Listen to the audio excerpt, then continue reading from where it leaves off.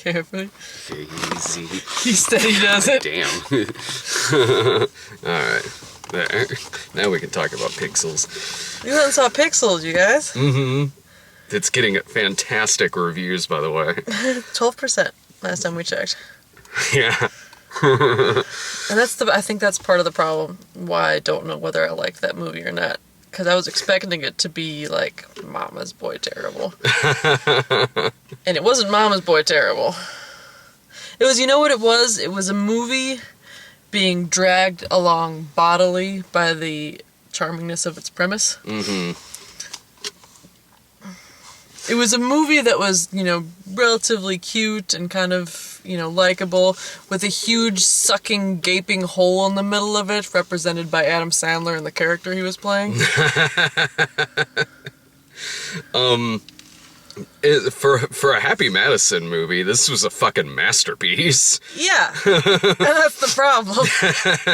Because, yeah, it's, I don't know, I mean, honestly, my issue with the movie is really that I just really didn't laugh all that much in it. Like, here and there, like, a little bit, nothing out loud or anything like that, or nothing really even too frequently.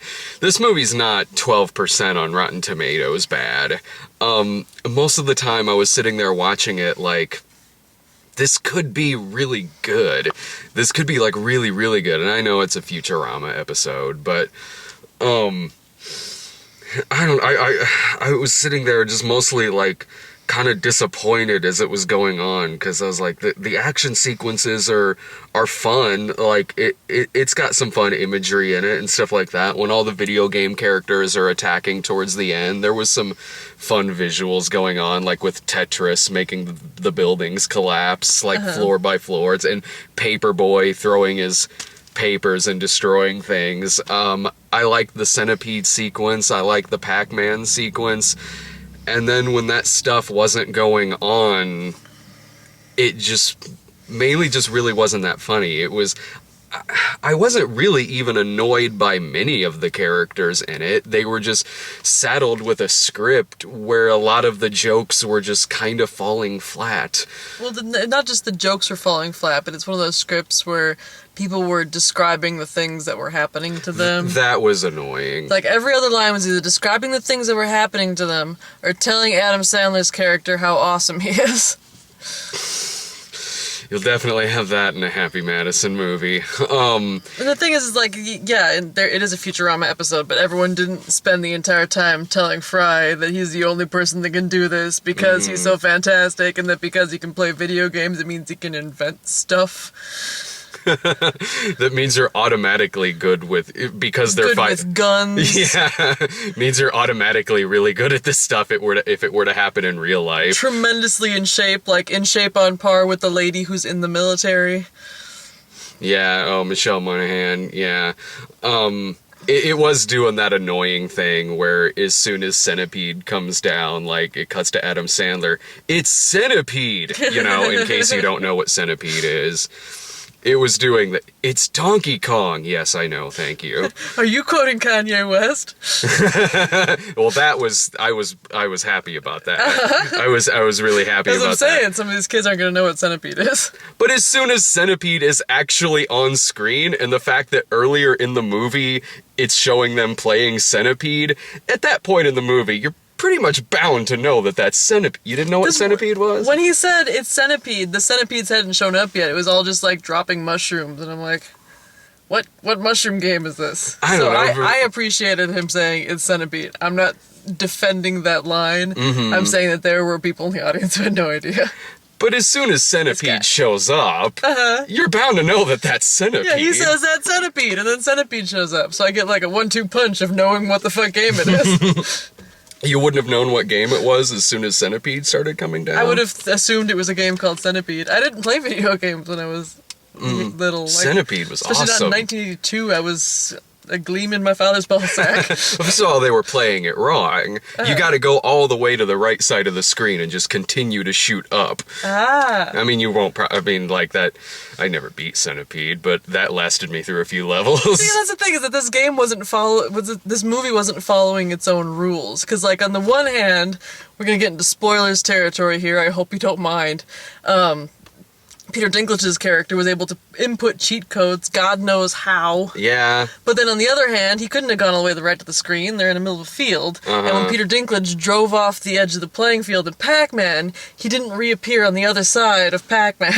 Yeah, I was sitting there kind of like, I was giving some stuff a pass. Because I was sitting there like, at the beginning when they were doing the Donkey Kong tournament and they win and it's like, game over. I'm like, well, that shouldn't be like that. They should end on like the kill screen where the game just craps out because you're not technically supposed to get that far in the game. But I was like, okay, well, I'll let that pass. Even like some of the Pac-Man stuff, like when he eats the blue car, and I'm like, well, it should just reappear back where the ghosts normally appear. You gotta run to where the car should regenerate. Technically, there was still a car, because that professor just left his there. Oh, yeah, I was curious as to why Josh Gad didn't just jump in that mobile. Because then it would have made sense in the context of the video game, as well as in the context of the movie. I guess I was giving some stuff like that a pass. Like, alright, like, I guess maybe I don't want to nitpick pixels too terribly hard. Yeah, and that's another problem. There's a lot of stuff in this movie that I'm like, are they being satirical or are they being lazy? And I think the problem is like, if you don't give them enough credit, it's worse than you think it is. But if you give them too much credit, you're probably giving them too much credit. For a Happy Madison movie, it's kind of like, how much credit do you really want to give them? I mean, given that I laughed here and there in the movie, I gotta admit that, like, okay, this is the better Happy Madison movie I've seen in a long time, in that I laughed like 4 times in a comedy where I should be laughing a lot more. Yeah, I laughed when Josh Gad put it at his grandma and she said, yoo-hoo, and then it pans out and she's holding a thing of yoo-hoo. I was like, I did not expect this movie to be that funny. It wasn't that funny, but it was silly and I like silly. But like, the way that they kept, talking him up and being like, you are awesome, you're the only person who can do this. I thought maybe, like, if they were satirizing, like, are you bad enough dude to defeat the president, like, that sort of mindset for the main character of a video game, if they were trying to sort of behave that way towards Adam Sandler's character to make it more video game-like, or like, the way Josh Gad won a lady friend at the end. Yeah. And, it's... Okay, so Josh Gad's character is in love with this video game character named Lady Lisa, and has had a crush on her. Like, he has a shrine to her in his mom's basement. She's a video game character, and she's got, like, kind of like a red leotard, and she's got blonde hair and 2 big old swords on her back. And so, during the final battle scene, she shows up, and he's like, oh, I love you, and she's like, I'm gonna cut you with my swords. Yeah. And so he, like, lays on the ground, he's like, if you must kill me, you must, but I will have died knowing true love. And she drops her katanas, and then they make out. And then someone's like, hey, Josh Gad, who's your girlfriend? And he's like, she's my fiancé. And she's like, yes, not out loud, because she has not spoken yet, or ever. Yes, it is true. He has proposed to me in his mind, and I have accepted, despite the fact that we've never met and never spoken. I do kind of think that was just supposed to satirize, I hope so. My problem with that was it was largely inconsistent with his character, because 80% of this movie, he's gay. He's not gay. He was going for, like, he was totally doing, like, the Max shtick from It's Always Sunny in Philadelphia through this whole movie. How so? In that, like, about every other line out of his mouth was something homoerotic, where he's trying to kiss Adam Sandler, or he's talking about the military men, or he's slapping him on the ass or something. That was the vibe I got from it. I didn't take that from them trying to insinuate that character was gay. I took that from being Adam Sandler is incapable of writing a non-homophobic scene to save his skin. Because it was always portrayed in, like, a negative way. Like, look how awkward and gay this guy is. No, I agree with that. It was doing the whole, like, I now pronounce you Chuck and Larry thing, where it's like, look at us, we're cool with the gays, except we're being really homophobic right now. Yeah, or like when the 2 guys are hugging because they're scared. Adam says, hey, you can stop hugging there, you big old homos. Yeah, exactly. No, I agree with that. I didn't think it was trying to make out that Josh Gad's character was gay. I think that it was just that they were saying he's awkward and we're portraying that as gayness. Like when he was, like, yelling at the Navy SEALs about how he was gonna, like, tongue their buttholes. Which is another joke we saw much better done by John Cena in Trainwreck, which we saw that last night. John Cena turned out to actually be gay. I think that, I think that you're giving them too much credit. I don't think I'm giving them credit. I just thought it was a wildly inconsistent joke. That's what I took from his character in the movie, but regardless if it was intentional or not, it's not very good writing in terms of his character. Yeah, no, this movie was taking advantage of how much I adore Josh Gad, I think, was also an issue, because his character is just deeply unlikable. And if I didn't like him as an actor so much, it probably would have ruined the movie for me. I took his character in this movie as another long line in characters in Adam Sandler movies where they put a guy like this in it and Adam Sandler says, "Be Chris Farley." That's how I took Josh Gad's character in it. Whether it was the physical humor or like kind of the yelling that he did in a lot of it. Yeah, that makes a lot of sense. Because like, they have him sing in this movie, which is a fantastic idea because he's a great singer. He sings "Everybody Wants to Rule the World," except that the whole time he's like flailing around while he's doing it, and at one point he like falls down the stage and he's like humping the ground. And if he was trying to do Chris Farley, that explains so much. It looked like he was trying to do the worm, and a problem I was having with stuff like that is kind of like what you guys were saying in the review for The Wedding Ringer, where it seems like this character is written to be a much bigger dude than he is. Yeah. Because, I mean, he's big, but he's not, I'm going to sit on a chair and it's going to suddenly break big or something like that. And a couple of jokes like him doing "Everybody Wants to Rule the World" and trying to do the worm and stuff like that were very like Chris Farley doing the Chippendale Dancers thing, which is a sketch that I like a lot, but when you watch something like this, it's distracting because you're kind of like, I think that's the vibe they're trying to do here, but it's not working as well as Chris Farley did it.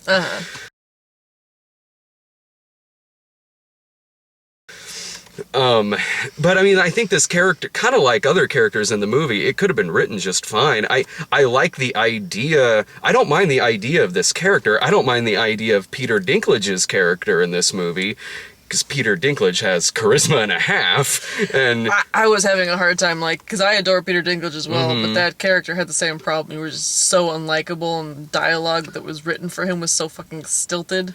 I don't have a problem with how he played this character. I don't have a problem with how he delivered his lines or anything like that. It's just lines that was the problem. That's my problem. It's like a much better script or something like, because Chris Columbus, did Gremlins, and like, if it had that much darker of an edge to it, or characters that were just written better, it could have been just fine. Like, even Peter Dinklage, even doing this same character with the same voice, just with better jokes. It's just the jokes are just falling flat in this movie. Yeah. And Adam Sandler's doing he's being like a douchebag. The same douchebag he's been playing for a decade, but in this movie, like, gets him the girl. That happens in every Adam Sandler movie, where he's playing this kind of douchebag, this kind of just kind of grumpy dude. Like, it was the same thing in Blended, where he's matched with somebody and they both hate each other, and then by the end of it, they're going to end up together because he's Adam Sandler, and he never has chemistry with anyone. He didn't have chemistry with this woman. No, he didn't. I believed them as hating each other at the beginning totally. of the movie. Because, like, he's like, he works for, like, the Nerd Squad or whatever. It's the Geek Squad. Except he has to wear, like, this bright orange shirt and these bright orange long shorts. And so he goes to this house to install their entertainment system, and the little boy's like, "Let me tell you the entire backstory of what my family's going through right now. My mom's getting divorced from my dad because he was cheating on her with a 19-year-old Pilates instructor named Cinnamon with an S." And so then the mom shows up, and Adam Sandler says, "Wow." And she's like, I beg your pardon. He's like, "Oh no, I was just saying I should have brushed my teeth this morning." And I thought, because you're being cheated on, that means you're going to be like fat and ugly with like chin hair. So I was like, whoa. I should have brushed my fucking, that's gross. I'm sorry, it's a sticking point for me that, like, there was this whole one of his character arcs is that he starts brushing his teeth. That's fucking gross. Brush your teeth. Yeah, I mean, it was they were doing that just to show that his character is just kind of a loser. But how much of a loser could he even be? He's like best friends with the president of the United States, right? I think that Kevin fucking James, this is the most likable character I've seen him play in a while. Yeah, could have told him, brush your goddamn teeth. So yeah, they're sitting in like her closet because she got a text message, so she went in there to drink and cry while the IT guy is still at her house. And so they're talking, and he leans in to kiss her, and she's like, whoa, we just met 5 minutes ago. Sure. And he's like, oh, so you don't want to go out with me, snobby? Yeah. You go out with some guy you were on a yacht with.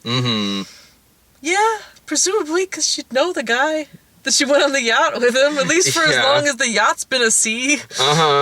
And it's Sandler, so he's acting like a jerk, or he's doing the same shit you've seen him do in the movies the past 10 years. Is he negging? Is that negging?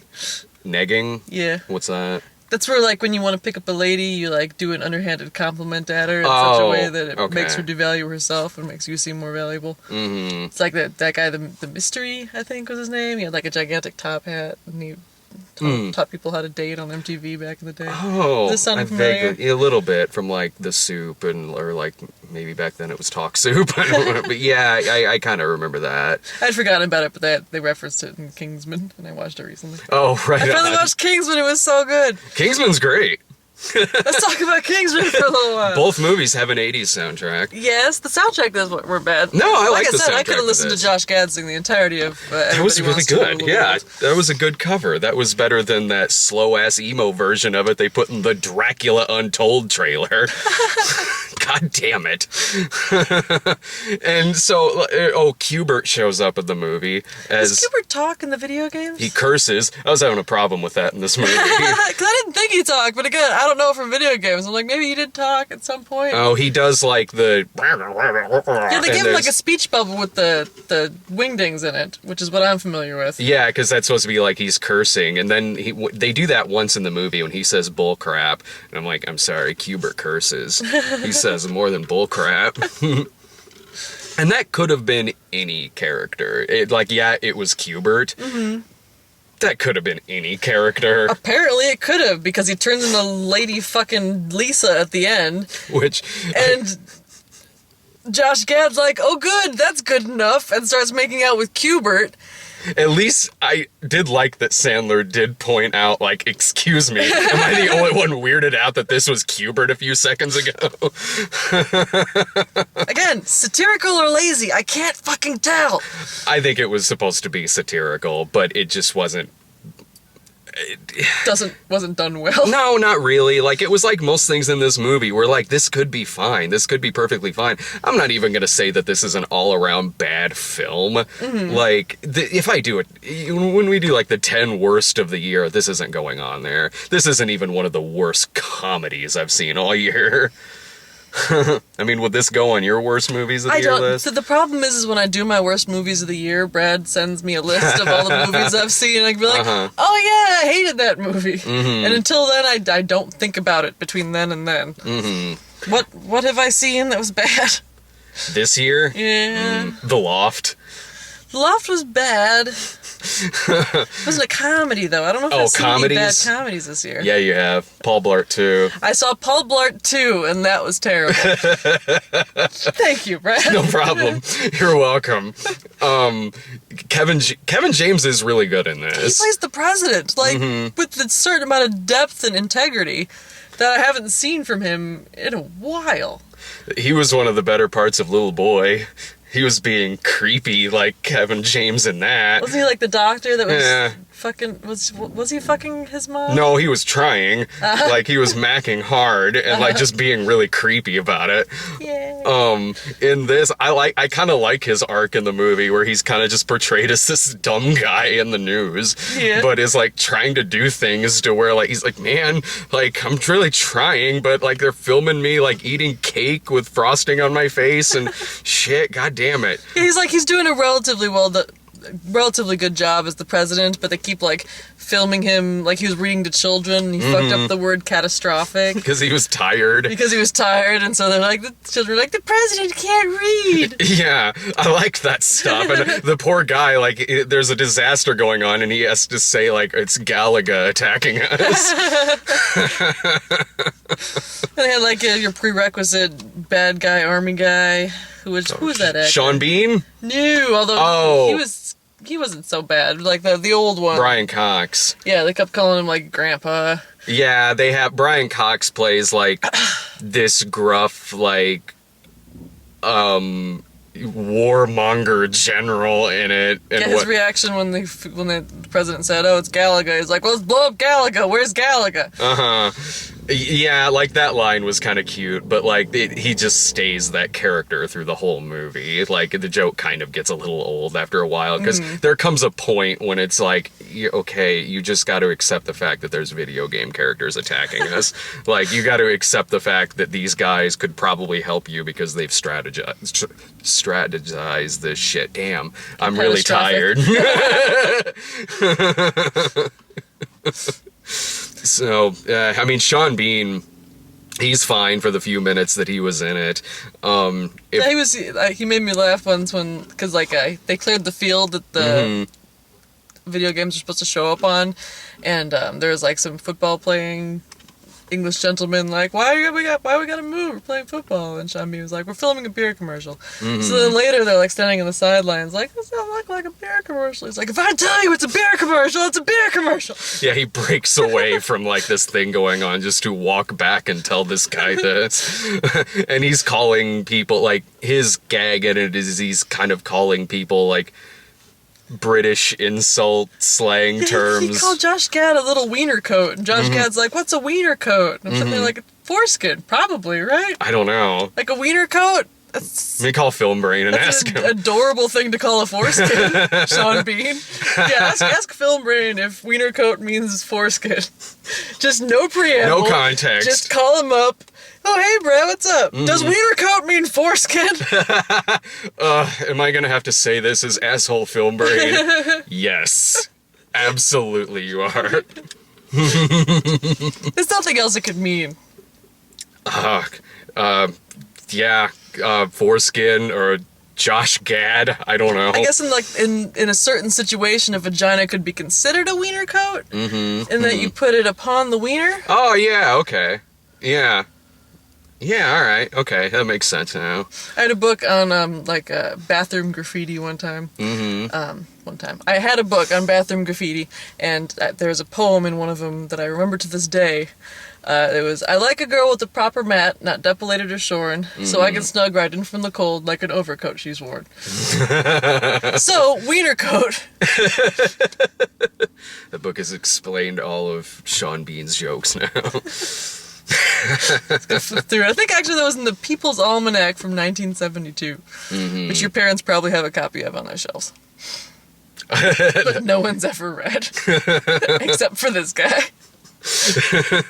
My dad just has books on the St. Louis Cardinals, like maybe a Springsteen biography. My dad had a cartoon book of calculus jokes. Nice. I would read it. I didn't understand if there was a character called 23 Skidoo, and like there was lines, and you zoomed in on them, and until there were just points. I was like, I saw nothing like that on my bookshelf growing up. It was all Where's Waldo books. And video game books, too. Just how I'm like, no, that should be the kill screen on there.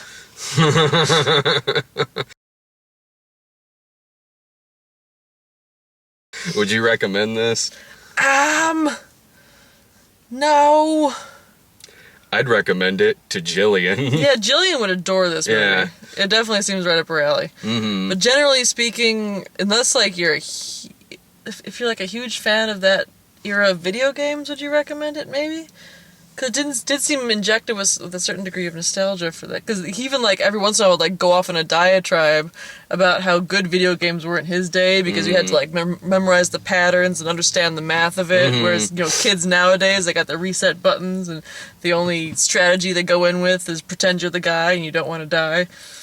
I think in any other kind, if this was written better, and the jokes were a lot better in it, I think that people who, played old school games and whatnot would like it just fine. They like that. I mean, that the short that it's based on went over fine. That Futurama episode went over fine.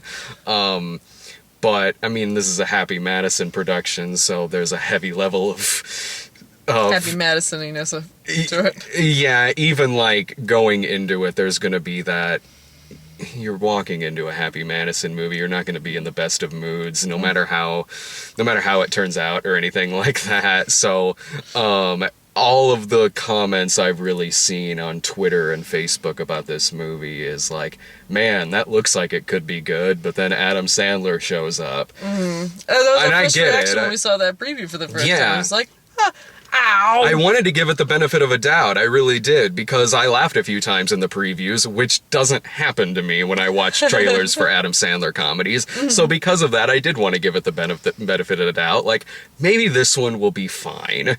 Maybe this one will be okay. And it's just, honestly, like, the movie didn't even make me mad or anything like that. It was just watching a series of jokes just not really landing very well, but not landing bad enough to where I was grumpy about it, like Hot Tub Time Machine 2 or something like that. I still feel like I want to watch that movie. Oh, fuck that movie. Well, I love Adam Scott is the problem. But if he gets, like, raped in it. Oh, yeah.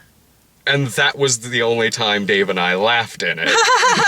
Which tells you the caliber of the other jokes in it. Oh, no.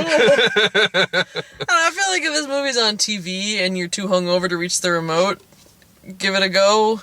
Because it's like I didn't leave exhausted or mad or anything. It's just kind of a thing that happens. Mm-hmm. I like the action scenes in it. I thought they were cute. The graphics are gorgeous. Yeah, the graphics are really good. It's a good movie to look at. The effects they did with the pixelization, like whenever they hit or chomp on something and it dissolves into pixels, like that was cool. That was cool to look at. Whenever they cued in music from like Queen or Loverboy or stuff like that, like that was the action sequences I thought were fun. They had some charm to them. It's just the stuff in between. I just couldn't. I don't know. It didn't do it for me. But a few times here and there, it got a chuckle out of me. So this is not like, this isn't 10% Rotten Tomatoes bad. This isn't the kind of, like you were saying, like you saw an article pop up that was like the funniest headlines from negative reviews. Yeah, BuzzFeed had like a 17 saddest reviews of Pixels, and this was not that bad. This is not the kind of bad that merits an article like that. It's not. It's just a thing that happened. I think that if people are reviewing this movie that poorly, they more just want to dig into Adam Sandler, and this movie gives them the opportunity. This was... It had some annoying bits and it had some really lazy bits, but it was not offensively bad. No, this movie is not as bad as Blended. It doesn't seem like it's as bad as what Irving and Brian said about Grown Ups 2. You saw That's My Boy. I didn't see that. That's what that movie was called. I called it Mama's Boy, and I'm like, why does that feel wrong? Whatever, I don't care. I knew which one you were talking about. I knew you were either talking about that or Grandma's Boy. Grandma's Boy is a good movie. I like Grandma's Boy. Actually, yeah, that's a Happy Madison movie that I don't think's that bad, because Alan Covert's much more charming than Adam Sandler is. Yeah, Nick Swartzen plays like an actual human, albeit one that sleeps in a race car bed. I forgot. Okay, I forgot. Like, when he popped up in this movie, I could hear you sitting next to me go, ugh. Yeah, Nick Swartzen shows up for, like, he's literally on screen for 20 seconds. He's like a survivor that they're interviewing. And did he even have a joke? What did he say? He didn't have a joke. He just said, like, they came in and there's, like, video game characters, and draped, like, a space blanket over him, and that's the end of Nick Swartzen. And so it was Adam Sandler cashing in checks for his buddies. Yeah, it's like, that could have literally been played by anybody. And Dan Aykroyd is at the beginning of it, and then later on they're drinking his vodka. You noticed that, too? Yeah, I was like, why are they drinking the goofiest looking bottle? Oh, right, Dan Aykroyd was in it. Crystal Skull vodka. I would say that this is a rental. I wouldn't put money on it, but like I said, if it's on TV, watch it. Josh Gad singing "Everybody Wants to Rule the World." Yeah, that was good. Yeah. Like, we got previews. You were out of the room, so you missed the first couple. We got Shaun the Sheep. Oh, I've gotten that trailer. That looks good. Yeah, well, I love Wallace and Gromit. And Shaun is in Close Shave, which is, I want to say, their third movie? And then he has, like, his own TV show now, where it's, like, him versus a barnyard dog. I haven't watched it that much, and it looks like this movie is Shaun and all his sheepy buddies. Yeah. And then the barnyard dog, like, breaking out of prison. I can dig it. I like Nick Park. Nick Park? Alvin and the Chipmunks road trip. Oh, they're not chipwrecked anymore. No, they're going on a road trip. No, they're squeakquel. They're singing Uptown Monk. Oh my god. Yeah. I haven't seen this trailer The trailer yet. popped up and it was Alvin and the Chipmunks like, Brad's missing it! Oh man, I'll probably have to see that You too. sure will. That's not me, my friend. The Good Dinosaur. This was actually a way cuter preview than I've previously got for this movie, because usually it's just like that green dinosaur kind of like running across and like showing the meteor. But this was like, the green dinosaur was like trying to reach for like berries in a tree, and he falls down, but then like this little like cave boy comes up and pulls the berries down, and then like make friends, and they're playing this really pretty song. It's like, now it looks like Pixar. So that one might be good. The teaser, I haven't seen that trailer, but the teaser I got for it I thought looked charming. Again, it's Pixar. They have money in the bank as far as I'm concerned.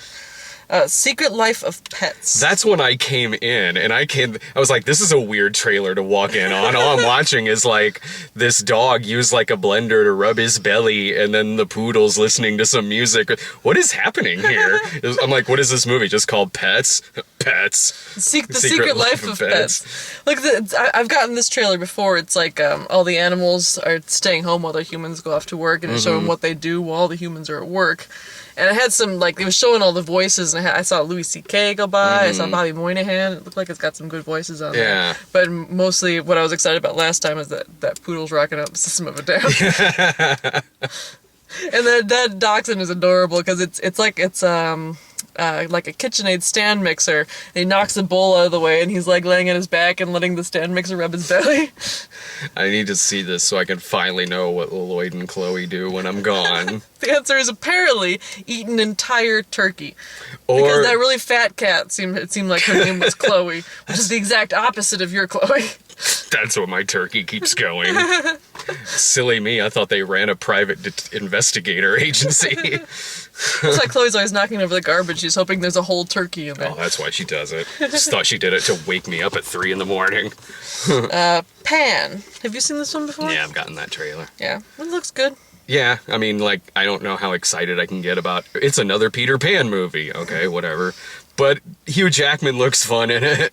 Now, which character does Hugh Jackman play? He plays, like, Blackbeard or something. He doesn't play Hook. Is that him? Huh? Like the pirate with, like, the kind of under-eye circles and... With the facial hair and stuff going on. God damn. Because, like, there was like a sit down with Hugh Jackman and the young guy and the kid, and they're like, we hope you enjoy our movie, and the preview played, and I'm sitting there like, which of these fuckers is Hugh Jackman? And that pirate's in front of me, I still didn't fucking recognize him. He's the bad guy. I understand what you're saying, but like I was watching for him as the bad guy was right here in my face. Okay. I still did not recognize him as Hugh Jackman. Yeah, that's who he's playing. And then like the other like handsome dude is Hook. I think he must be. Yeah. And me and Jillian were debating in last review we were in, and she was thinking that Blackbeard was Hook, but I think it's the young man that's Hook. It is. I remember one trailer where he introduces himself and he says like James Hook. By way of Indiana Jones. That good looking Hook. That's his Once Upon a Time. Okay, Hotel Transylvania 2. This preview is not nearly as charming as the last one I saw for this movie. I never saw the first one. Never saw the first Hotel Transylvania? Yeah. Yeah, nor I. But they played a preview for Hotel Transylvania 2 where it was just like Dracula and all his like monster buddies taking the kid up to on top of this giant pedestal they made. Did you see that one with me? I've seen that one. I can't remember when I saw it. Yeah, they dropped the kid off the top and it made me laugh a couple times. Yeah. This preview did not. I mean, like there were a couple of cute moments in it, but I mean... It's Adam Sandler. There's a big gaping hole in the middle of it. The first one's supposed to be really good, and this is like... Is it really? Yeah. Yeah, the first one's supposed to be a pretty good movie. The second one... I don't know, it's a comedy sequel. There's an 80% Go one chance of it's two bad. ways. Yeah. And then Peanuts movie, which I've said all I need to say about that movie already. I think it looks good. It looks fine. Yeah, I think it looks really charming. Peabody and Sherman, this looks better than that. I liked Peabody and Sherman. Yeah, Peabody and Sherman had some surprisingly funny bits. Yeah. But the previews made it look like crap. Yeah. I'm looking forward to the Peanuts movie. Mm-hmm. I guess one more thing real quick about Pixels is a better movie. In the first, 5 minutes, I was kind of digging that when they were, kids, and it's the early 80s, and it's the arcade. Sandler wasn't there. Exactly. But I like it. There's a movie from around that time that's called Joysticks, where it's that was kind of what it was reminding me of a little bit. I'm like, oh, I mean, this is charming and cool. Now I really want to watch Joysticks again. Kids hang out in an arcade, and Joe Don Baker's the evil bad guy and whatnot. It's awesome. So if you really love, if you grew up playing arcade games like I did, you've probably seen Joysticks. So, but if you're looking for something like that, I don't know about Pixels, but check out Joysticks from back in the day. And if you grew up like I did, check out the People's Almanac, 1972, because a whole big chapter on sex, and my parents didn't catch it, so I was allowed to read it. Sex throughout the ages. The origins of different sexual terms. That's how I learned about frottage. Read that with Joysticks on in the background. That's a funny image. Sold. Okay, so we'll see you guys for Paper Towns. Oh, yeah. 3-part series, Brad and Sarah Exactly. show. See ya.